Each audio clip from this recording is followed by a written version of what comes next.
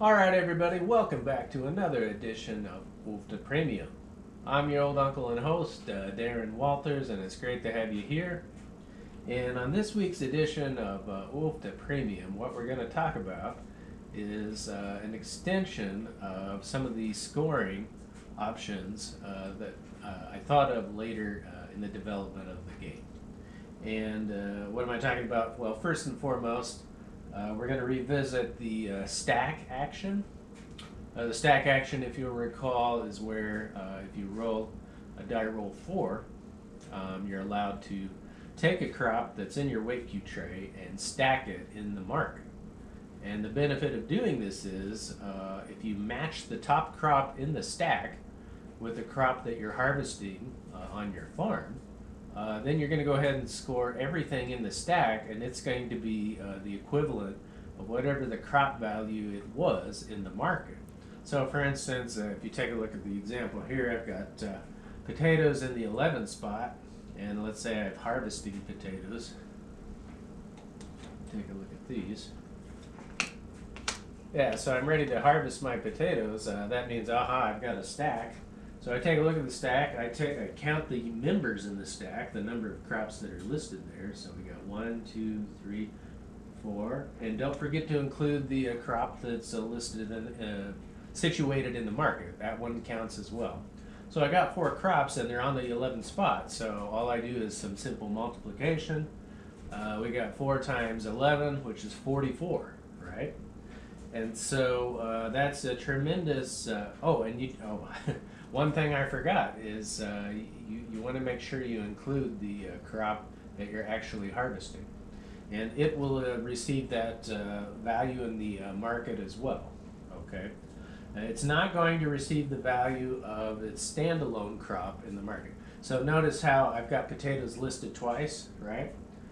We've got potatoes on top of a stack, and then we've got potatoes listed in the 7th spot. Well, when I go to harvest the potatoes, you should imagine it this way. You take the potatoes, you come to harvest, and what you're going to do is you're actually going to place it on the stack. Okay, that's probably the best practice, so you'll remember. Okay, so I've got potatoes, and then I count all the crops in that particular slot in the market at the 11th spot. So in fact, it would be what, 5 times 11, 55. Okay, so that's a big deal. That's a huge scoring exponential way to score in the game, right? So that's what you want to aim for as you're playing your pals, your friends, and your family. Okay, and so that's not the full extent of this video. What we're also going to talk about is the multi-crop combo. And the multi-crop combo, I've done some reconfiguring because I realized during playtesting we came up with scenarios that seemed to fall outside the bounds of the regular rules that I installed, which is to say that crops that are adjacent, spatially adjacent to each other in the market, for instance, if you look at the peas and corn right now, they're in the top spot on the market. If I were to harvest both of those together, that's a 2-crop combo. Well, the other way you can think about it is they can be spatially adjacent not only in a horizontal fashion, but also in a vertical fashion. Okay, so in this case, what we've got is, if I had peas and carrots, if I had peas and carrots on my farm, I would harvest them both, get the regular face value in the market, and then I would double that amount, simply by virtue of being vertically adjacent. Bearing all that in mind, what we want to do is we're going to expand, like I said, the ability to connect crops in the market. So you've got that vertical and you've got the horizontal. I haven't talked much about diagonal, but I suppose we could work that in. That may be future versions of Wolfta. I don't think the retail version that's going to be widely available to everyone on the planet is going to include diagonals, but you got to save something for future generations to work on, right? And they may have the task of ironing out the details on that one. Okay, so we'll leave it up to you guys, you millennials or you younger Gen Z or whoever you are. that's growing up, experiencing UFTA for the first time, just keep in mind someday you might be the one writing the rules, making calling the shots, making the big decisions, right? And so anyway, bearing all that in mind, what we're going to talk about now is finally the essence of the video, which is in fact combining multiple stacks with multi-crop combos. Okay, and so I really don't have to point it out. It's pretty self-explanatory, but the idea is, of course, if you have a stack like so, and then you have another stack, not necessarily adjacent, but maybe it's connected via crops in a multi-crop combo. For instance, in this case, I would need potatoes, peas, and corn. So let's see what that looks like on the farm. I've got peas, or I've got potatoes, and one second, let me grab some peas.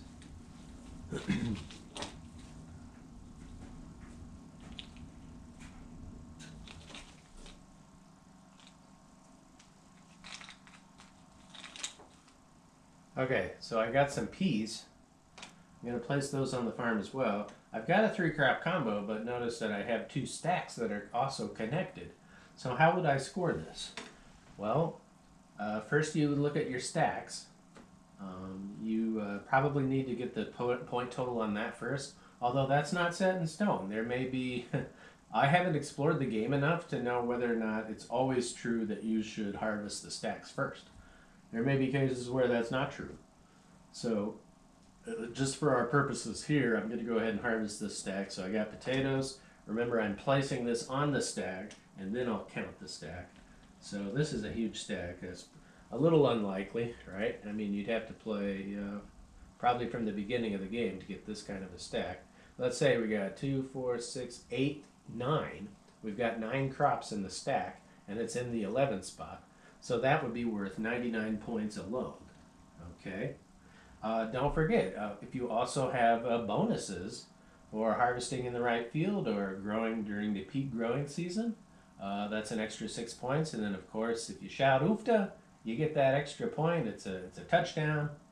7 points added even to the top of the stack, which is great, right? Okay, so we've got a big amount there. And then what we've got is corn that's also ready to harvest. And we've got 3 spots for it in the 6th spot, so 3 times 6 is 18. Okay, and so we've got 18.99, that's 117. And then we're going to add the peas. Peas are on the right spot, not on the right field, so it would be 12. So 117 and 12 is 129. Okay, so we're at 129. Now what do? Well, we take that amount and we count the number of crops that are in the multi-crop combo, in this case 3, and then we would multiply by 3. So what is that? 129 times 3? 372? I don't know if that's right or not, but I know it's pretty close. So we'll just stick with that.